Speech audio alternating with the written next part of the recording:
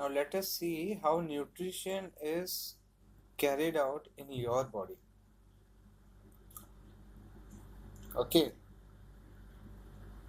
The nutrition in human beings like you take place through human digestive system.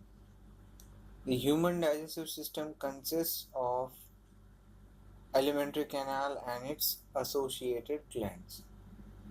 The various organs of human digestive system in sequence are mouth, esophagus or food pipe we say, stomach, small intestine, large intestine. The glands which are associated with the human digestive systems and form a part of the human digestive systems are called salivary glands, liver and pancreas. So we will now discuss the various steps of nutrition in your body. So ingestion,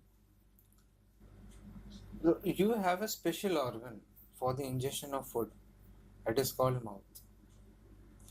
So I'm very much sure after seeing the image, after seeing this image which I have just aside here the description, you might be thinking, what does girl exactly is eating? Okay, so basically she is ingesting, she is doing the ingestion work. So, but yeah, don't worry. Even I'm thinking the same exactly what she is eating. Anyways, human beings like this girl, food, this girl. So food is ingested through the mouth. So the food is put into the mouth with the help of hands. Very obvious. This is nothing but ingestion. So in your body, the digestion of food begins in the mouth itself. In fact, the digestion of food starts as soon as we put food in our mouth. So this happens as follows. The mouth cavity or buccal cavity contains teeth, tongue and salivary gland. The teeth cut the food into small pieces, chew and grind it. So your teeth help in physical digestion. The salivary gland in your mouth produces saliva. Our tongue helps in mixing the saliva with food. Saliva is a watery liquid, so it wets the food in our mouth. The wetted food can be swallowed more easily. The salivary gland helps in chemical digestion by secreting enzymes. So your saliva contains an enzyme called salivary amylase which digests the starch present in food into sugar. Remember, the saliva present in your mouth contains enzyme called salivary amylase which digests the starch present in food into sugar. Thus, digestion of starch, that is carbohydrate, begins in the mouth itself. The slightly digested food in the mouth is swallowed by tongue and goes down the food pipe called esophagus. Esophagus carries food to the stomach. Okay. So this happens as follows. When the slightly digested food enters the food pipe, the walls of food pipe start contraction and expansion movement. So this contraction and expansion movement of the wall of your food pipe is called peristaltic movement. This peristaltic movement of food pipe or esophagus pushes the slightly digested food into the stomach. So as you can see in the diagram mentioned aside, the stomach is a J-shaped organ on the left side of abdomen. The food is further digested in the stomach. The stomach wall contains 3 tubular glands in its walls. The glands present in the walls of the stomach secrete gastric juice. The gastric juice contains 3 substances, that is hydrochloric acid, the enzyme pepsin and mucus. Remember this, hydrochloric acid, enzyme pepsin and mucus. Due to the presence of hydrochloric acid, the gastric juice is acidic in nature. So the enzyme pepsin begins in the acidic medium. The enzyme pepsin begins the digestion of protein present in the food to form smaller molecules. Thus, the protein digestion begins in the stomach. So note that the protein digesting enzyme pepsin is active only in the presence of an acid. Okay. So the function of hydrochloric acid in the stomach is to make the medium of gastric juice acidic so that the enzyme pepsin can digest the protein properly. Another function of hydrochloric acid is that it kills any bacteria which may enter the stomach with food. The mucus helps to protect the stomach wall from its own secretion of hydrochloric acid. If mucus is not secreted, hydrochloric acid will cause the erosion of inner lining of stomach, leading to the formation of ulcer in the stomach. The partially digested food then goes from the stomach into the small intestine. Now, the very important point is the exit of food from stomach is regulated by a sphincter muscle which releases it in small amounts into the small intestine. Okay.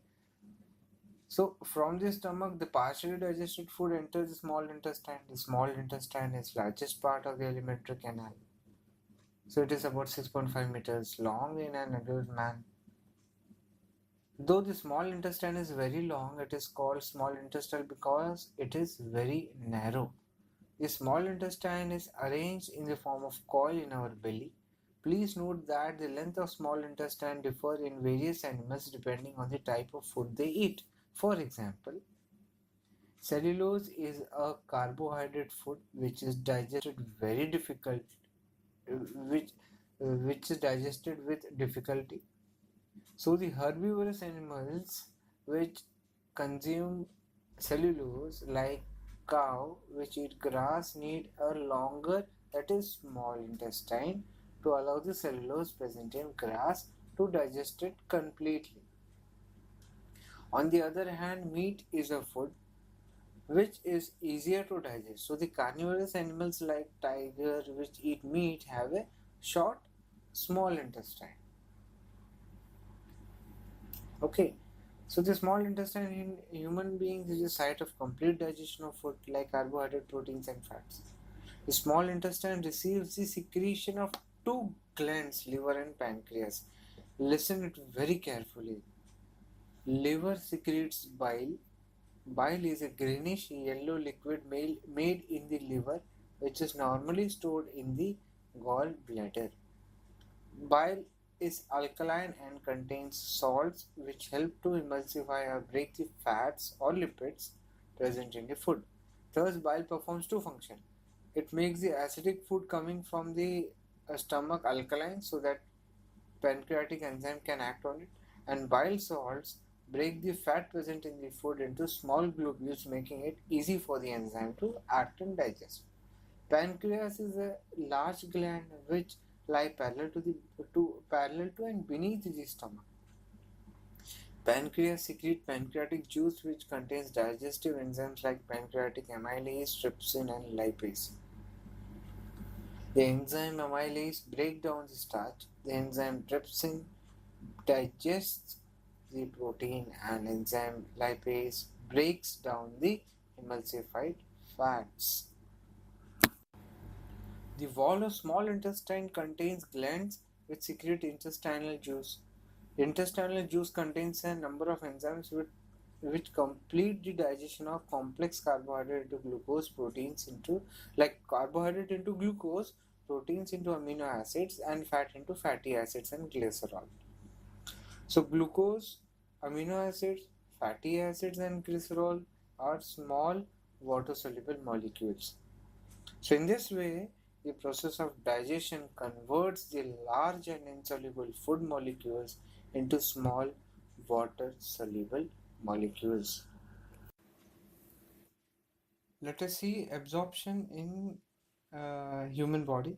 So after digestion, the molecules of food become so small that they can pass through the walls of the small intestine. The small intestine contains many blood capillaries. So through these capillaries, the molecules of food, they go into the blood. So this is called absorption. So the small intestine is the main region for the absorption of digested food. In fact, the small intestine is especially adapted for absorbing the digested food. The inner surface of small intestine has millions of tiny finger-like projections called villi.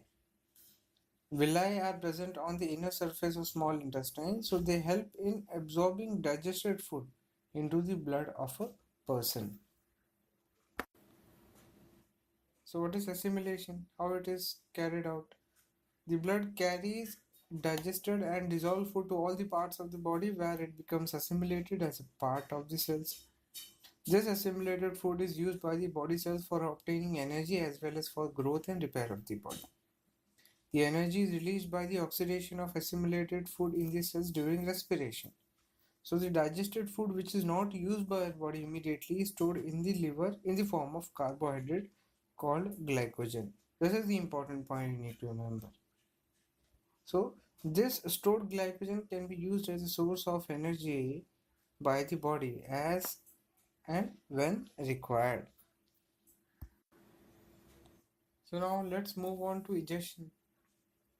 A part of the food which we eat cannot be digested by our body. This undigested food cannot be absorbed in the small intestine. So the undigested food passes through the small intestine into a wider tube called a large intestine. It is called large intestine because it is quite wide tube.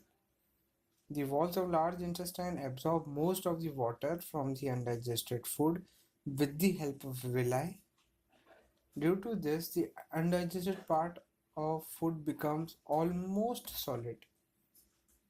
The last part of the large intestine is called a rectum, which stores this undigested food for some time.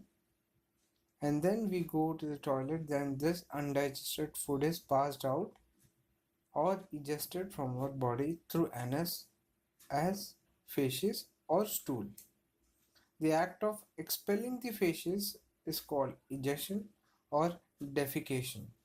So the exit of feces is controlled by the anal sphincter.